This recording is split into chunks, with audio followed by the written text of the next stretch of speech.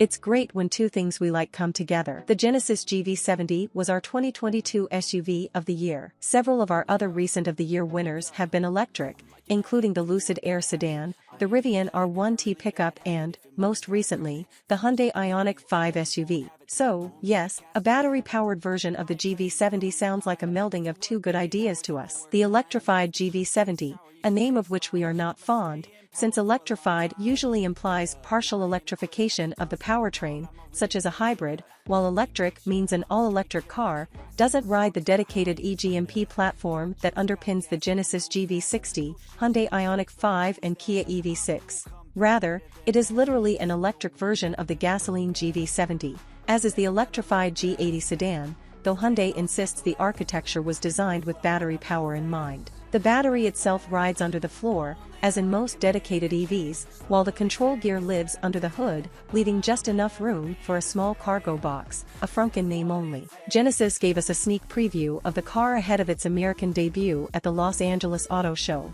but for the color, we could have been looking at our own GV73.5T long-term test car. The biggest visual difference is the grille panel, no longer needed as an air intake. Hyundai has cheekily put raised diamonds where once there would be openings, sort of a reversed grille, get it, and cleverly concealed the charge port within it, with seams so thin it's like a hidden door in a haunted mansion. On the other hand, placing the charge port in the nose of the vehicle presents some issues, namely chargers to the side of the vehicle or, say, mild fender benders potentially miring the port. Out back, a smooth panel covers the space where the engine's big exhaust outlets would otherwise be. The brake calipers are white, which we thought would make them a magnet for collecting brake dust, but if the GV70's regenerative braking works as well as it does in other Hyundai Group EVs, there won't be much brake dust to collect. Slipping in behind the wheel, the view from the driver's seat is largely the same as the gas car, but for the color scheme, an optional dark green and white palette already offered on other Genesis electric vehicles,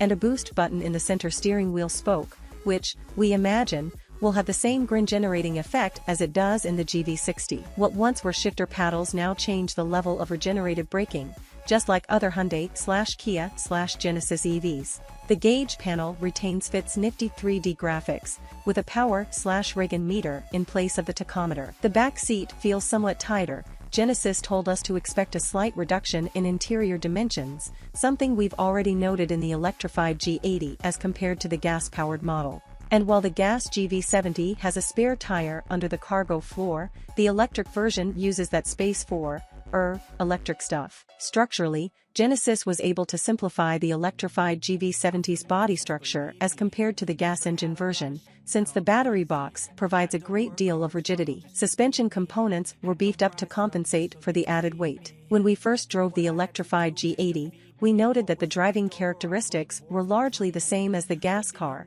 and we expect the Electrified GV70 will mimic the driving dynamics we've enjoyed on the internal combustion version. As for the mechanical bits, Genesis has no official details to share, but noted that the car is already on sale in other markets, something they pointed out while winking in a comically exaggerated manner. Rest of world Electrified GV70s have a dual-motor all-wheel drive powertrain producing a total of 320 kilowatts, which is 429 horsepower to us Americans, and which just so happens to be the same output as the dual-motor GV60. The battery is listed at 77.4 kilowatts, same again as the GV60. They did tell us that the Electrified GV70 has the same 800-volt system as the E-GMP vehicles, and that means we should see the same rapid charge rates. Hyundai Group is fond of bragging that their E-GMP cars can charge from 10 to 80% in 18 minutes, provided you can find a 350 kilowatts fast charger, a claim we've repeatedly verified.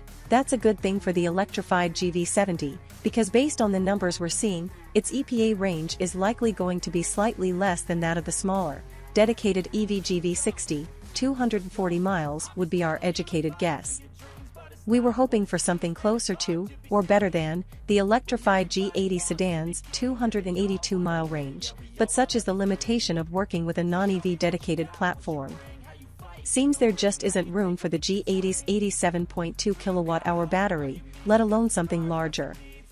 The Electrified G80 will be the first Genesis model assembled in the US, specifically at the same Montgomery, Alabama plant that builds the Hyundai Elantra, Santa Cruz, Santa Fe, and Tucson.